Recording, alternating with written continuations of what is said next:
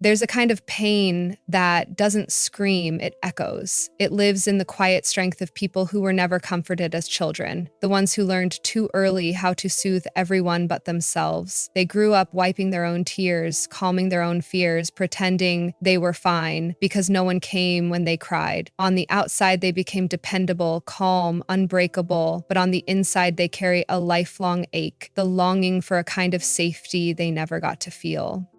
They don't talk about it, but you can see it in their eyes. That deep sensitivity, that instinct to fix, that constant readiness to understand others. They became emotional healers, not because they were taught love, but because they had to invent it. And that invention came at a cost. Every time they hold someone else's pain, they're quietly reliving their own. The version of themselves that was once ignored, unseen, unheard. As adults, they're the ones who seem strong yet struggle to receive comfort. They're quick to say, "I'm fine," even when they're breaking inside. They're terrified of burdening others because they were taught, directly or silently, that their emotions were too much. But here's the truth. Their sensitivity is not weakness, it's survival turned to strength. If this speaks to your soul, you're not alone, and this video is for you. Subscribe to Brainy Empath for more deep stories about emotional healing, childhood wounds, and the silent strength of sensitive people. And tell me in the comments, do you still find it hard to accept comfort, even when someone finally offers it? Learning to self-soothe too early. Some children grow up learning to be their own comfort long before they ever learn what comfort really means. When no one comes after the crying stops, when silence replaces reassurance, they start to adapt. They build their own safety out of imagination, daydreams, and quiet resilience. They hold their own hands under the blanket and whisper, "It's okay, because no one else will." That's where the empath is born, not from love freely given, but from the ache of learning how to survive without it. In those early moments, something sacred but heavy forms inside them, the ability to understand emotion deeply, because they've had to manage so much of it alone. They grow up reading faces, tones, and moods like lifelines. They know when someone's angry before a word is spoken, when tension fills the room before anyone admits it. It's not a gift they chose, it's one they developed out of necessity. Their nervous system became their guardian, always scanning, always preparing, because comfort was never guaranteed. As adults, that pattern doesn't just vanish. They become calm in chaos, composed in crisis, the ones who can fix everything and everyone, except themselves. They carry the invisible memory of childhood nights where they learned that their tears were inconvenient, their fears unimportant. So now they apologize for feeling. They smile when they're exhausted. They say, "Don't worry, I'll handle it," when their heart is quietly begging for rest. What makes their pain so hidden is how functional they look. They're the strong friend, the good listener, the emotional rock. But that strength came from absence, from being forced to grow too quickly. The world praises their empathy without seeing the wound beneath it, the child who had to parent themselves. But here's the truth. The ability to self-soothe is not weakness. It's survival alchemized into grace. Yet even the strongest empaths must one day learn that self-soothing was never meant to be a lifelong sentence. True healing begins when they realize they no longer need to carry the weight alone, that it's okay to want warmth, softness, and comfort that doesn't have to be earned, because even the strongest souls deserve to finally exhale. The fear of burdening others. For those who were never comforted as children, one belief takes root early: my feelings are too much. They learned it not through words, but through absence. When they cried and no one came, when their pain was met with silence, irritation, or dismissal, they internalized a dangerous truth. Needing care means being a burden. So they stopped reaching out. They started shrinking their pain, bottling it up behind polite smiles and quiet strength. And the older they grew, the more fluent they became in one language: self-denial. As adults, this fear becomes instinct. They hesitate before sending that text, before asking for help, before admitting they're struggling. They worry their sadness will exhaust people, that their vulnerability will push others away. So they carry it all alone. Their heartbreak, their anxiety, their exhaustion, convincing themselves they can handle it. They become the listener, the problem solver, the emotional anchor for everyone else, while their own storms go unseen. It's not pride that keeps them quiet, it's fear. The fear of being too heavy for someone else to hold. When someone finally tries to comfort them, it feels strange, almost unsafe. They may laugh it off, change the subject, or say, "I'm fine," because to accept comfort means risking disappointment again. It means facing the possibility that someone might leave once they see the depth of their pain. So they build walls made of independence, and the world calls it strength, but inside it's loneliness wearing armor. The tragedy is that these people, the ones who fear being a burden, are usually the gentlest souls alive. They would never want to inconvenience anyone, yet they carry the weight of everyone else's emotions without complaint. Their empathy is immense, but so is their silence. Healing begins when they realize that love was never meant to be one-sided, that asking for help doesn't make them weak, it makes them human. The people who truly care won't see them as a burden, they'll see them as brave. And slowly, the heart that learned to carry itself begins to trust again. Because the truth is, the ones who once feared being too much are often the ones who were never given enough. Becoming the caretaker to feel safe.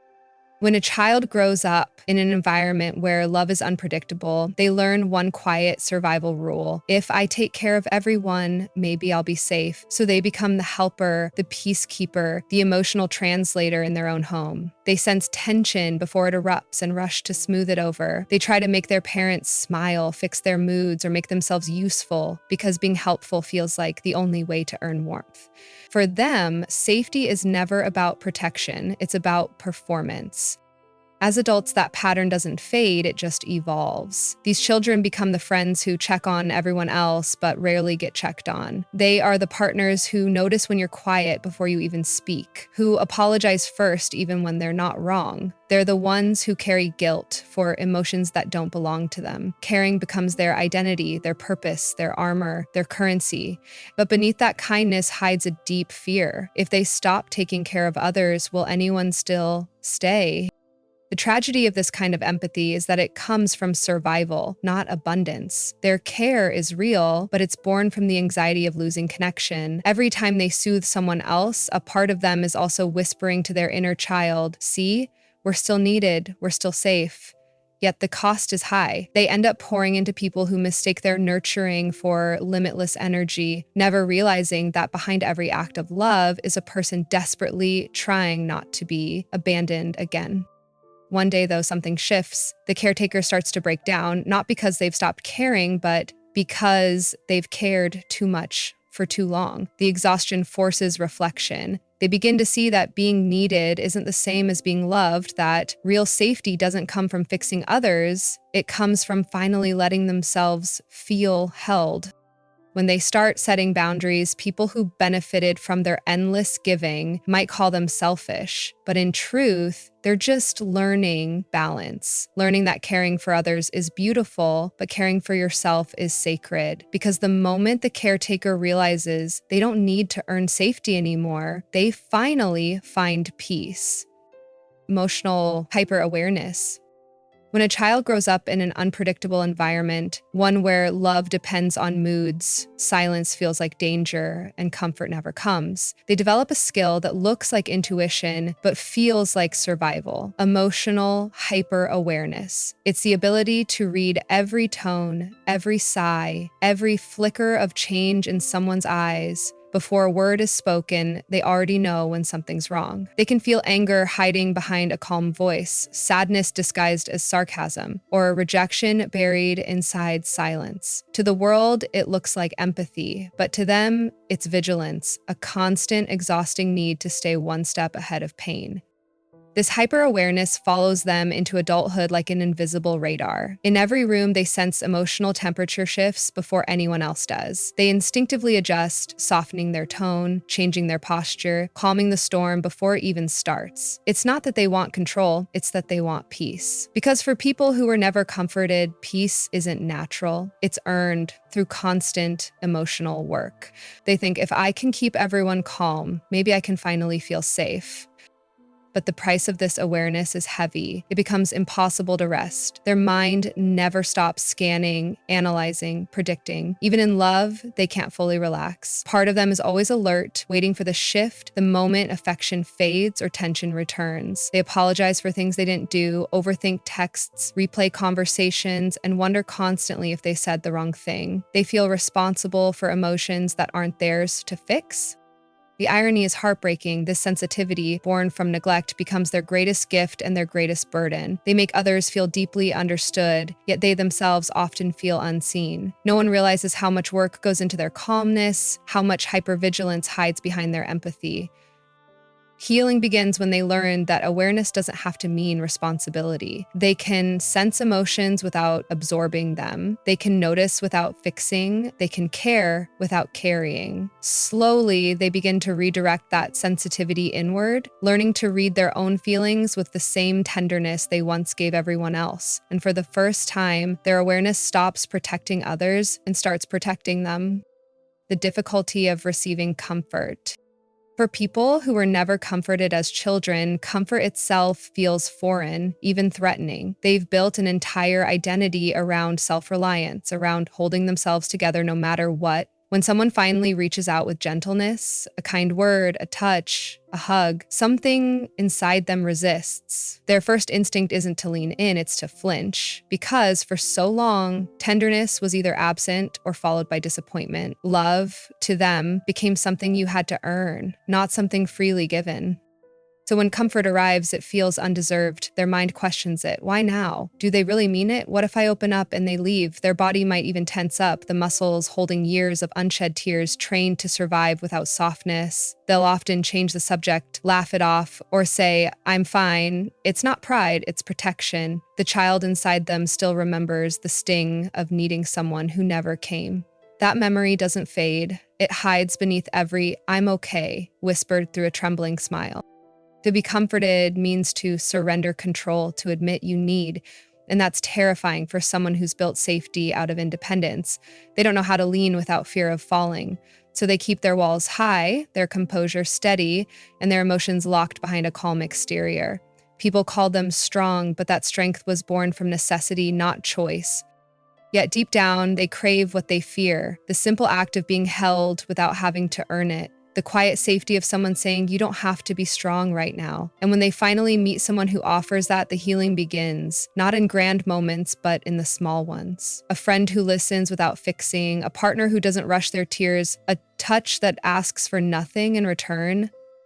With time, they learn that comfort isn't weakness, it's repair. It's not dependency, it's connection. And the first time they allow themselves to truly receive it, something breaks open inside them, not in pain, but in relief. Because for the first time, they realize they were never unworthy of comfort. They were just waiting too long for someone safe enough to offer it. The cycle of overgiving and emotional exhaustion. For those who were never comforted as children, love became something you give to earn, not something you receive freely. They grew up learning that being useful, kind, and understanding was the only way to keep connection alive. So as adults, they give endlessly. They pour themselves into others with a tenderness that feels holy, always hoping that maybe this time someone will pour back. But what they don't realize is that they're trapped in a cycle, one that turns empathy into exhaustion. It starts with the smallest acts, staying up late to comfort a friend, forgiving what should have been a deal breaker, saying yes when their whole body is begging for rest. They tell themselves it's love, but underneath it's fear of being unwanted, unloved, or left behind. They've been conditioned to believe that their worth depends on what they can offer, so they keep showing up for people who never show up for them. They keep giving pieces of their heart away, believing that sacrifice equals connection. But every act of overgiving drains them further. Their soul begins to ache from being everyone's healer, their emotional energy stretched thin from constant caretaking, and still they tell themselves, I can handle it. They mistake resilience for balance, compassion for obligation, until one day their body begins to whisper what their heart has been trying to scream. I'm tired, not just physically, but spiritually, tired of always being the strong one, tired of holding spaces where no one holds them back, tired of mistaking attention for care and crumbs for love. That's when the shift begins. They start noticing how one-sided their kindness has become. They start realizing that love isn't supposed to feel like depletion. And with that realization comes guilt, because for the first time, they want to stop giving. But what feels like selfishness at first is actually healing. When they finally rest, they discover something miraculous. The world doesn't collapse when they stop overextending. The right people stay, the wrong ones fade, and for the first time, their love starts to flow both ways. Because true empathy doesn't mean losing yourself in others. It means learning to love others without abandoning yourself. Through reparenting the inner child.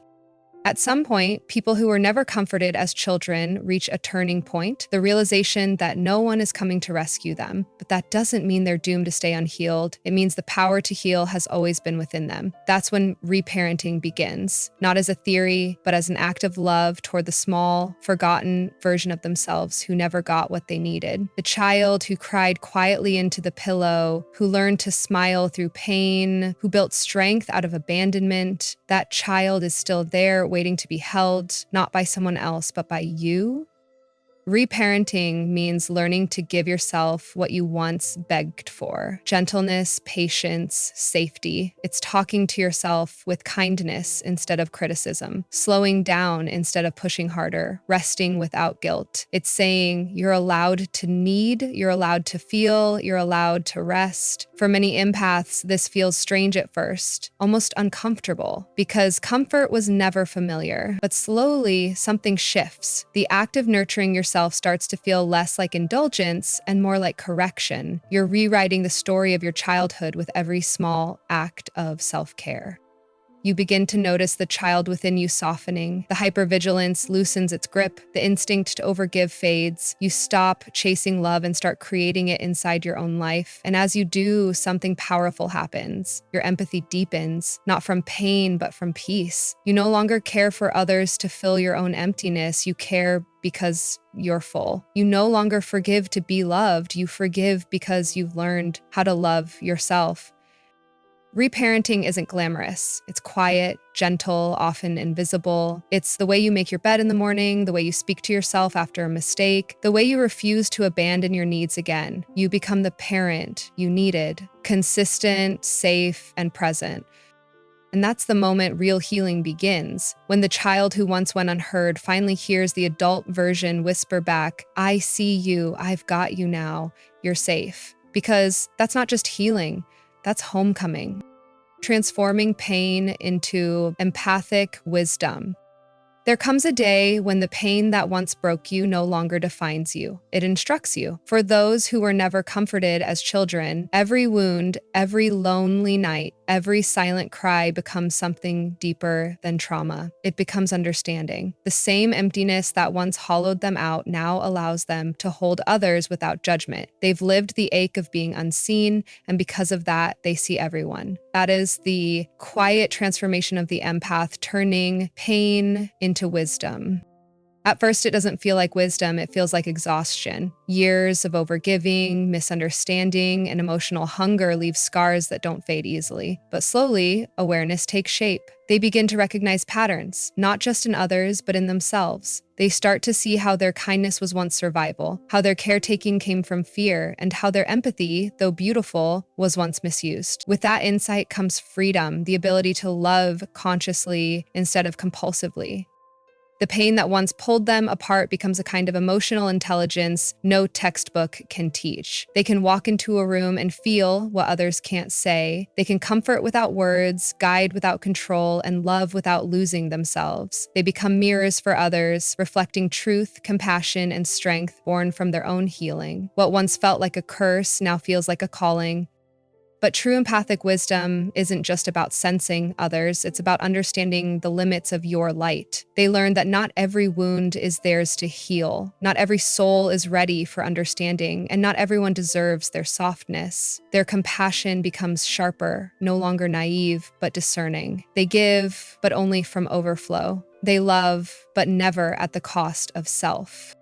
This is the final transformation when the child who was once deprived of comfort becomes the adult who embodies it, not for validation, but because they are the comfort they once needed. Their pain didn't destroy them, it educated them. It turned fragility into strength and empathy into insight. And now, wherever they go, they carry that rare wisdom, the kind that comes from surviving heartbreak and still choosing to love anyway. In the end, those who were never comforted as children grow into the gentlest warriors, strong not because life was kind to them, but because they learned how to create kindness from nothing. Their healing isn't loud, it's found in small acts, in finally resting without guilt, in saying no without shame, in offering themselves the love they once gave away too easily. They are living proof that softness can survive anything and still stay pure. What was once pain has become power, what was once emptiness has become depth, and what was once loneliness has transformed into the ability to sit in silence and feel peace instead of fear. They no longer chase comfort, they are comfort. The same hearts that once broke from neglect now radiate the understanding the world desperately needs. If this message touched something inside you, subscribe to Brainy Empath for more stories about emotional healing, quiet strength, and the power of sensitivity. And tell me in the comments, do you think we ever truly outgrow the child who still needs comfort? Or do we learn, finally, how to be that comfort ourselves?